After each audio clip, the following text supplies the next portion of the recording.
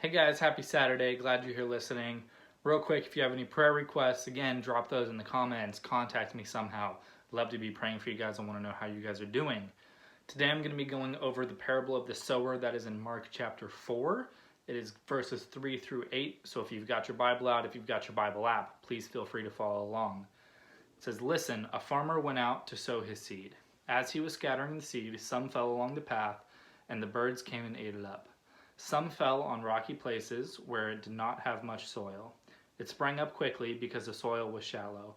But when the sun came up, the plants were scorched, and they withered because they had no root. Other seed fell among thorns, which grew up and choked the plants, so that they did not bear grain. Still other seed fell on good soil. It came up, grew, and produced a crop, some multiplying 30, some 60, some 100 times." So, little explanation. The farmer is someone trying to share the gospel. The seed is the gospel or the message of Jesus Christ. Where he is sowing that seed is a person and kind of where they're at in their lives and how their faith will be, and what happens to that seed is what is happening to their faith. So the first seed says it fell along the path and the birds came and ate it up. Now this would be someone that the seed wasn't planted in good soil at all. The person immediately would say, no thanks, not interested, I don't want to hear about it. And these birds would be Satan in some way or another telling that person, no, it's not what you want to hear, it's not really true, and just trying to lead them away from that. That's every time the gospel is shared, Satan tries to rush in and counter it somehow. The next seed, it says, some fell on rocky places where it did not have much soil. It sprang up quickly because the soil was shallow, but when the sun came up, the plants were scorched, and they withered because they had no roots. Now this would be someone that accepts the gospel, accepts Christ, and starts growing in their faith, but maybe they've, not based their faith on what they need to base their faith on. It could be on a person that they realize is not perfect like the rest of us, and they think, oh, you're a hypocrite, you can't share the gospel with me, this can't be true. It could be that they base their faith on the fact that maybe things were going well for them at the time, and now that things aren't, now that that sun is out and scorching, they can't handle it and they wither away. The next seed says, other seed fell among thorns, which grew up and choked the plants so that they did not bear grain.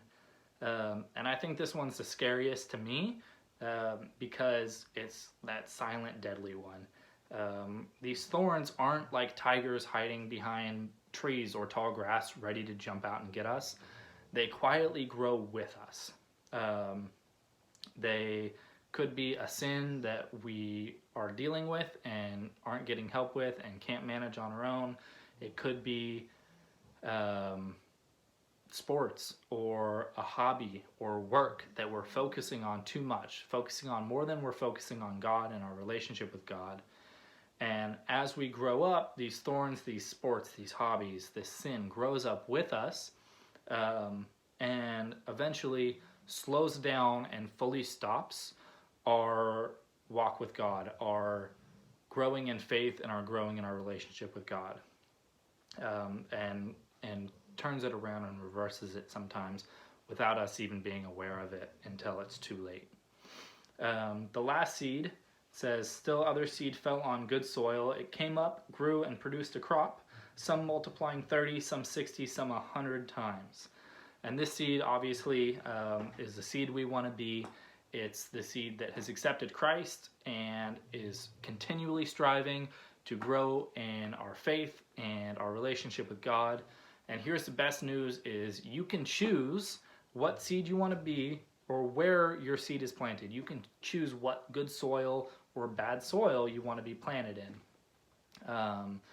You basically decide how you're going to grow your faith. And whether you realize it or not, these, oh, it wasn't for me, oh, I tried Christianity and it didn't work out, those are just excuses because there is no it. There's no that wasn't for me, because Christianity isn't an it or a that. Christianity is a relationship with God. So I encourage you guys to grow your roots deep. Become a fruit-bearing Christian. Do everything you can. Keep studying the Bible. Keep praying. Keep developing your relationship with God and developing your faith. And thank you guys for listening. That's what I get out of this parable. That's my understanding of it. If you guys have a different message that you're getting out of it, let me know. I'd love to hear from you guys. But have a good weekend, and I'll see you next week, guys. Love y'all.